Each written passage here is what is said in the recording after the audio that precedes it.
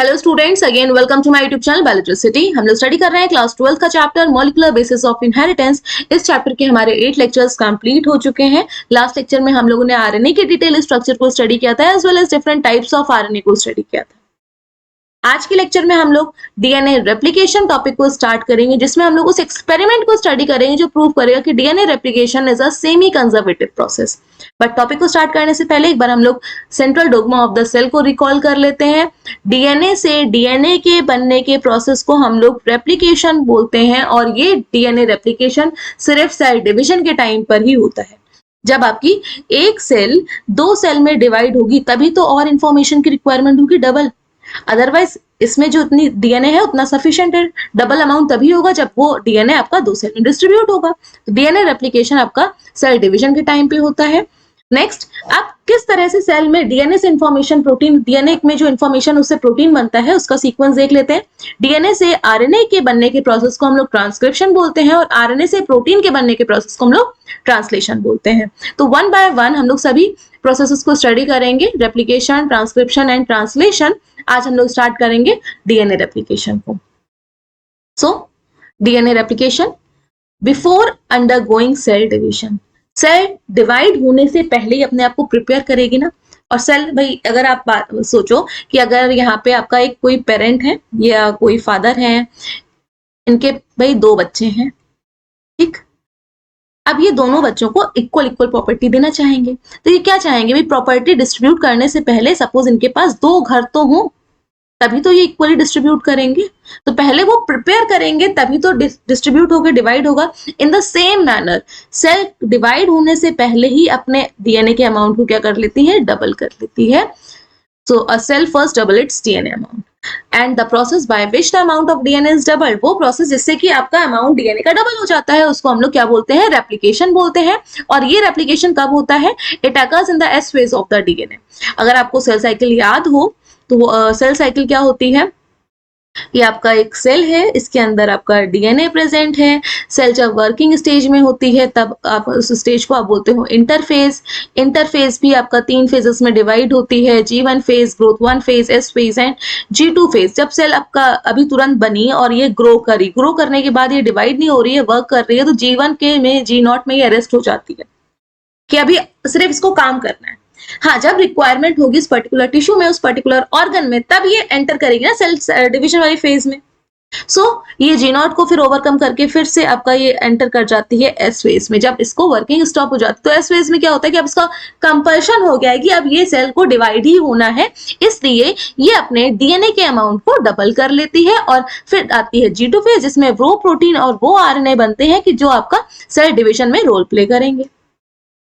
सो जो DNA replication है वो किस फेज में होता है, S phase of the interphase. आपको ये याद रखना है। Next, semi conservative nature of DNA replication. Now what do you mean by semi conservative? Semi word का मतलब क्या होता है, हाफ, एंड कंजर्वेटिव मतलब बचा के रखना। कंजर्वेटिव अपने आप में ही कंप्लीट वर्ड है, बचा के रखना। तो अगर हम यहाँ पे एक डीएनए मॉलिक्यूल लेते हैं तो आपको सभी को पता है कि DNA is a double stranded molecule. Double stranded molecule है, हेलिकल स्ट्रक्चर है, और ये दोनों ही स्ट्रैंड आपस में हाइड्रोजन बॉन्ड जो कि नाइट्रोजनस बेसिस के बीच में प्रेजेंट होता है उसी से बने हुए होते हैं। इतना सबको पता है। डीएनए के स्ट्रक्चर को हम लोगों ने डिटेल में स्टडी किया था। और इनके बीच में कौन सा बॉन्ड है, हाइड्रोजन बॉन्ड है। और ये हाइड्रोजन बॉन्ड किनके बीच में होता है, नाइट्रोजनस बेसिस के बीच में होता है। अब डीएनए रेप्लिकेशन के टाइम पे ये जो आपके स्ट्रैंड है ये ओपन हो जाते हैं। सपोज आप अगर जेरोक्स वाली शॉप पे गए फोटोकॉपी कराने के लिए, तो आपको पास एक ओरिजिनल कॉपी तो होनी चाहिए, तभी तो आपका उसकी कॉपीज बनेंगी। और डीएनए के पास सारी इंफॉर्मेशन है। जब डीएनए के पास सारी इंफॉर्मेशन है तो क्या ये इंफॉर्मेशन को अल्टर करना चाहिए कि जस्ट कॉपी हो जाना चाहिए? भाई कॉपी हो जाना चाहिए। तो इसके लिए आपका जो ये डीएनए है ये ओपन होता है। तो अब ओपन फॉर्म में हम इसको ड्रॉ कर लेते हैं। ये डीएनए आपका ओपन हो गया यहाँ से सर, और ये ऊपर से आ रहा था, ये जिप की तरह ओपन हो गया। अब डीएनए स्ट्रैंड में 90 डिग्री पे क्या हैंग होते हैं, हर एक स्ट्रैंड पे क्या थे, वहां पे नाइट्रोजनस बेसिस। तो हम यहाँ पे नाइट्रोजनस बेसिस को भी लिख लेते हैं। Suppose here A, so here will be T. Nitrogenous bases में न्यूक्लियोटाइड है, अगर यहाँ पे T है तो इसके जस्ट सामने क्या होगा, A होगा, because adenine always base pairs with thymine, thymine always base pairs with adenine. तो इस तरह से बना दिया। फिर आपका ग्वानिन है, guanine base pairs with the cytosine and cytosine always base pairs with the guanine. इस तरह से डीएनए में कुछ सीक्वेंस लगा हुआ है। और ये जो है आपका डीएनए कहाँ पे प्रेजेंट है, न्यूक्लियस के अंदर। तो न्यूक्लियस के अंदर भाई डीएनए को, नया डीएनए के बनाने के लिए रॉ मटेरियल भी प्रेजेंट होना चाहिए, तो न्यूक्लियोटाइड्स प्रेजेंट है, अलग अलग न्यूक्लियोटाइड प्रेजेंट है, adenylic acid, guanylic acid and cytidylic acid, thymidylic acid, ये सारे न्यूक्लियोटाइड है भाई, depending upon the type of nitrogenous bases present in it. अब जैसे ही ये ओपन हुआ, इसमें तुरंत ही ओपन हुआ, ये जो न्यूक्लियोटाइड्स हैं ये अटैच होना स्टार्ट हो जाते हैं। और ये कौन करता है, कैसे होता है, ये हम लोग नेक्स्ट लेक्चर में स्टडी करेंगे। तो ये न्यूक्लियोटाइड सामने की साइड आपका अटैच होना स्टार्ट हो गया, बना दिया। एडेनिन के सामने यहाँ पे थायमिन आ गया और थायमिन के सामने यहाँ पे एडेनिन आ गया, यहाँ पे एडेनिन आ गया, यहाँ पे थायमिन आ गया, यहाँ पे एडेनिन आ गया, यहाँ पे थायमिन, यहाँ पे साइटोसिन वाला, यहाँ पे ग्वानिन वाला nucleotide and here guanine wala, then cytosine, here G, तो here C, here A and here T। तो इस तरह से आपके न्यूक्लियोटाइड्स अटैच हो गए और ये एक दूसरे से क्या हो गए, कनेक्टेड भी हो जाते हैं। तो जो आपका दो फर्दर डॉटर डीएनए बनते हैं, तो ये पेरेंटल डीएनए हम इसको मान लेते हैं, पेरेंटल डीएनए, और पेरेंटल डीएनए की ही तो कॉपी होती है डॉटर डीएनए में। तो ये जो आपके दो डीएनए बने, इसमें एक आपका ओल्डर स्ट्रैंड है और एक आपका न्यूअर स्ट्रैंड है।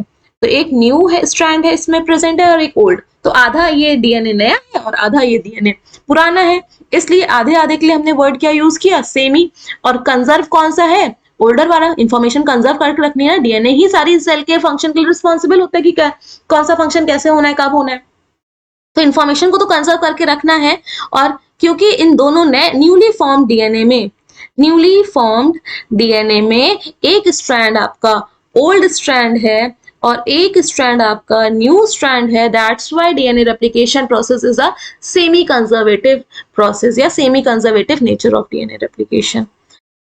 आप इस डायग्राम से देखिएगा, वो स्ट्रैंड जो आपका पेरेंटल डीएनए जिसकी बात कर रहे हैं, जिसको रीड करके न्यू स्ट्रैंड बनते हैं, ये ब्लू वाला है, ये वाला स्ट्रैंड रीड हो रहा है, यहाँ पे ये वाला स्ट्रैंड रीड हो रहा है। तो इन दोनों स्ट्रैंड को हम क्या बोलेंगे, टेम्पलेट स्ट्रैंड। जिसको रीड किया जाता है उसको हम लोग क्या बोलते हैं, टेम्पलेट स्ट्रैंड। जैसे आप जेरोक्स वाली शॉप पे गए थे ना कॉपी कराने, ओरिजिनल कॉपी को क्या बोलोगे, टेम्पलेट कॉपी।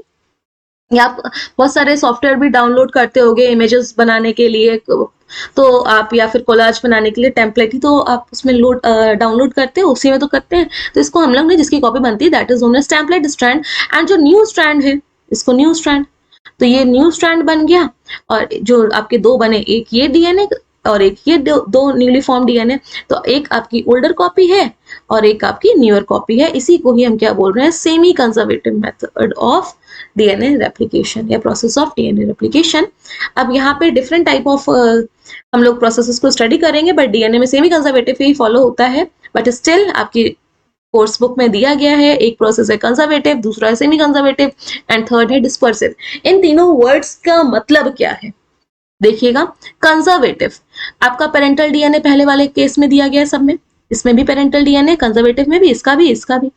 अगर कंजर्वेटिव मेथड से डीएनए रेप्लिकेट कर रहा है, पहला फर्स्ट रेप्लिकेशन देखिए, तो जो आपका पेरेंटल था, जो एक पूरा जो ये दो डीएनए बन रहा है, सब में एक डीएनए दो डीएनए, एक डीएनए दो डीएनए, भाई एक से दो ही तो बन रहे, तो कॉपी डबल होगी। तो एक में दोनों ही स्ट्रैंड ओल्ड वाले हैं यहाँ पे कंजर्वेटिव के केस में, और इसमें दोनों ही स्ट्रैंड कैसे हैं, न्यू है। येलो वाले से न्यू और इसमें दोनों ही स्ट्रैंड ओल्ड। आप ब्लू कलर को मान लीजिए कि ये ओल्ड स्ट्रैंड को शो कर रहा है, ब्लू कलर किसको शो कर रहा है, ओल्ड स्ट्रैंड को, ठीक है। और yellow one is showing new strand, new strand. So पहले वाले में एक पूरा नया और एक पूरा आपका कंप्लीटली पुराना, तो उसको हम लोग क्या बोल रहे हैं, कंजर्वेटिव। एक तो पूरी तरह से कंजर्व है ना, और ये पूरा न्यूली फॉर्म्ड है। नेक्स्ट है सेमी कंजर्वेटिव। सेमी कंजर्वेटिव में आप देखिएगा, आप सेमी कंजर्वेटिव में एक दोनों ही स्ट्रैंड में एक एक पुराना वाला, मैंने रेड कलर से शो किया है इस तरह से, और एक एक आपका न्यू वाला है स्ट्रैंड, इसलिए हम इसको सेमी कंजर्वेटिव बोल रहे हैं, न्यू स्ट्रैंड है। एंड डिस्पर्सिव में देखिएगा, डिस्पर्सिव का थोड़ा सा अलग है। डिस्पर्सिव बिखरा हुआ, तो बिखरा हुआ कैसे कि एक ही स्ट्रैंड में नया भी है पार्ट कुछ और कुछ पुराना भी है, एक ही स्ट्रैंड में कुछ नया पार्ट भी है और कुछ पुराना भी है, इस तरह से मैंने बना दिया। एक ही स्ट्रैंड अभी ड्रॉ किया है, old new old new old new. Second strand भी ऐसे ही बना लेते हैं। सो इसमें भी old new old new old new, इस तरह से। इसको हम लोग डिस्पर्सिव मेथड बोलते हैं। अगेन इसके बाद सेकेंड रेप्लिकेशन हुआ, इस वाले को जब दो में डिवाइड किया तो इसमें एक पूरा कंप्लीटली पुराना वाला और एक पूरा नया बना, इसमें एक पुराना बना एक नया रहा।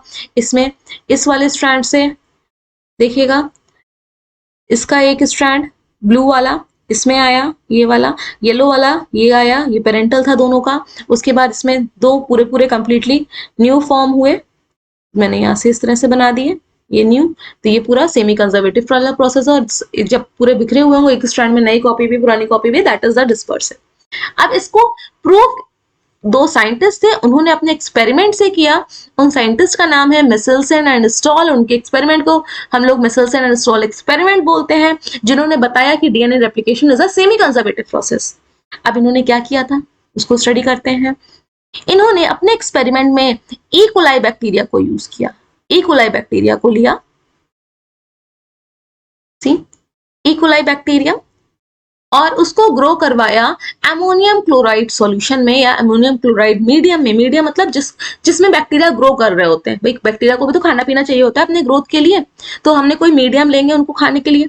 आपके घर में अगर कोई सामान रखा हुआ है किचन का, या आपका कोई खाना रखा हुआ है, फूड है, वो खराब होने लगता है, तो बैक्टीरिया के लिए वो मीडियम हो गया। जब हम लैम्प कंडीशन में मीडियम को प्रिपेयर करते हैं, उनका खाना पीना प्रिपेयर करते हैं, तब हम उसको मीडियम वर्ड बोल देते हैं instead of saying food. So medium हमने यूज किया जिसमें कि अमोनियम क्लोराइड था। अब उस अमोनियम क्लोराइड में जो नाइट्रोजन हम लोगों ने यूज किया, वो नाइट्रोजन का हैवी आइसोटोप यूज किया, N15।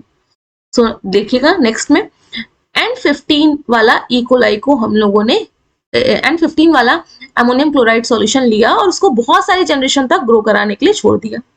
अब यहाँ इस डायग्राम से देखिए, ये आपका मीडियम है किसका, अमोनियम क्लोराइड का, NH4Cl, और इसमें जो आपका नाइट्रोजन है वो हैवी आइसोटोप है। अब मल्टीपल जनरेशन तक इसमें ई कोलाई ग्रो कर रहा है, मल्टीपल जनरेशन तक, ठीक। अब इससे ई कोलाई को हम लोगों ने ट्रांसफर किया दूसरे मीडियम में, जिसमें अमोनियम क्लोराइड तो है, इसमें दूसरा मीडियम आपका साइड में दे रखा गया है। ये आप मीडियम ए मान लो, ये मीडियम बी मान लो। इस ई कोलाई को, ये ई कोलाई जो है, इस ई कोलाई को अमोनियम क्लोराइड में ट्रांसफर किया, जिसमें कि लाइट आइसोटोप है नाइट्रोजन का, ठीक। नेक्स्ट पॉइंट रीड करते हैं।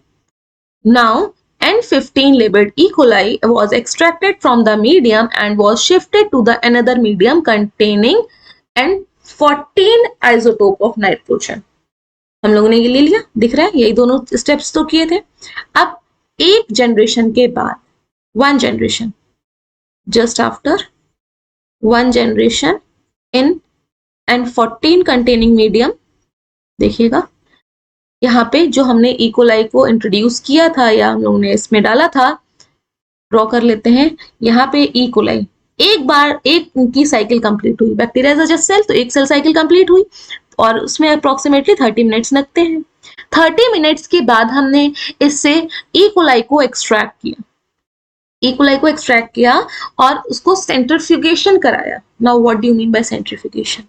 एक का एग्जाम्पल हम लोग यहाँ पे लेंगे कि सपोज आप लोगों ने एक बकेट ली, उस बकेट में वाटर फिल किया, तो ड्रॉ कर लेते हैं, या आप टब ले लो, चलो ये हमने टब लिया, इस टब में वाटर है, सेंट्रीफ्यूगेशन समझा रहे हैं अभी।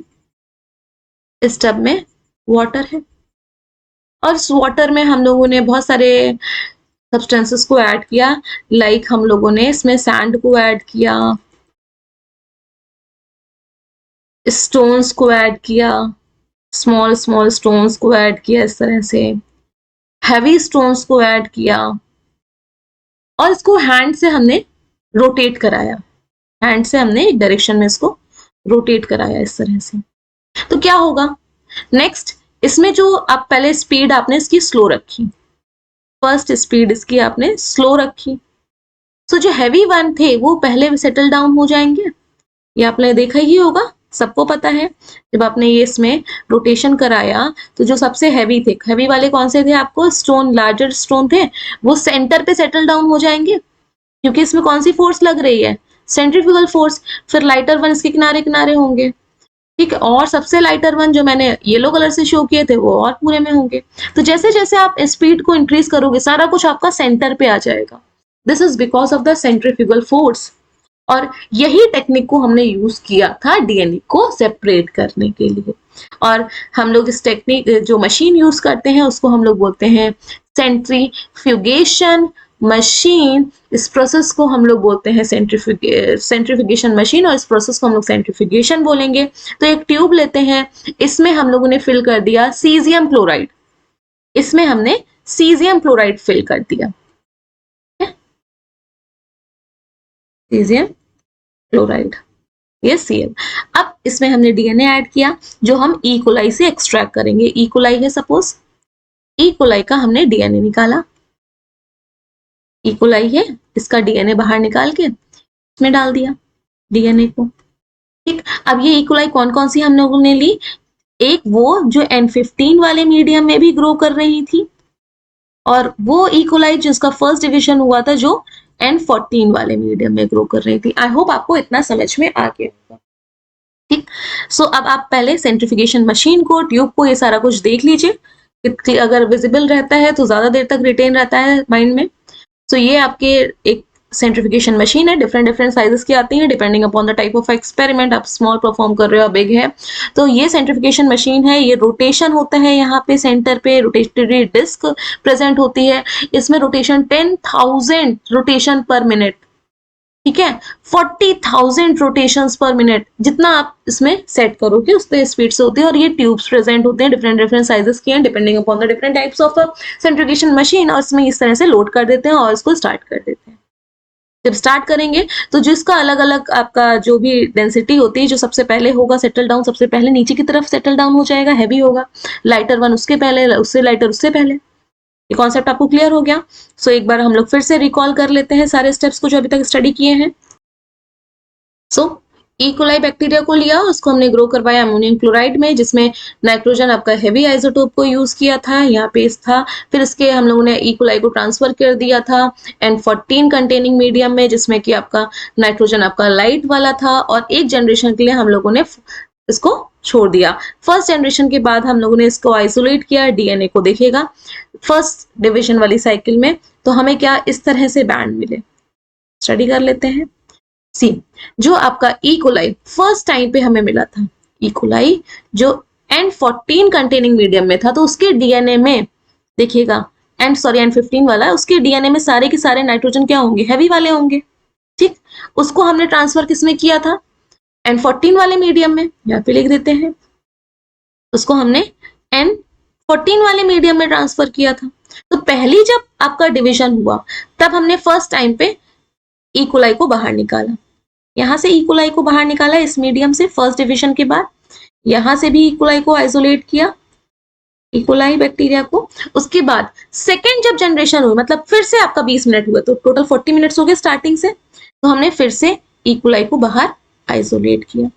अब ये जो आपके तीन तरह के ई कोलाई हो गए।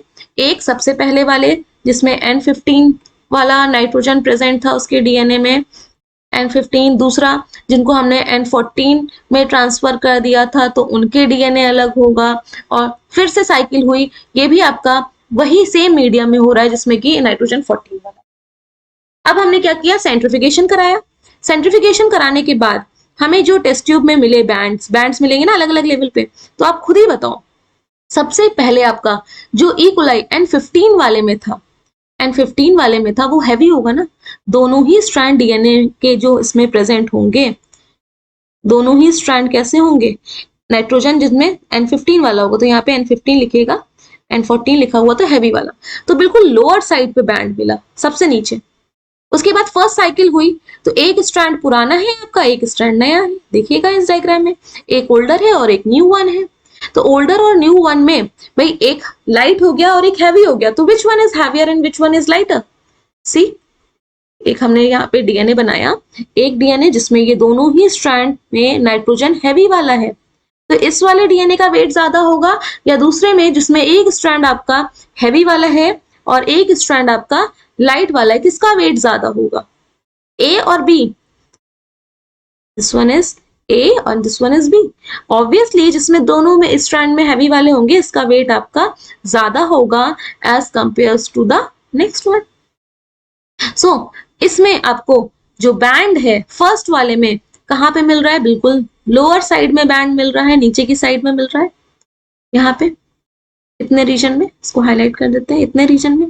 दूसरे वाले का जस्ट इसके पहले की साइड मिल रहा है, इसकी लेंथ अलग जगह पे मिल रही है बैंड। और फिर से जब थर्ड नंबर पे कराया तो लोअर वाला तो मिला ही नहीं, ये एक आपको क्या मिला भाई, इसके जब दो स्ट्रैंड करेंगे देखिएगा, अब ये जब इसकी नेक्स्ट साइकिल हुई, नेक्स्ट साइकिल में क्या होगा, दोनों स्ट्रैंड ओपन हो गए, रेड वाला अलग ओपन हो गया और येलो वाला अलग ओपन हो गया।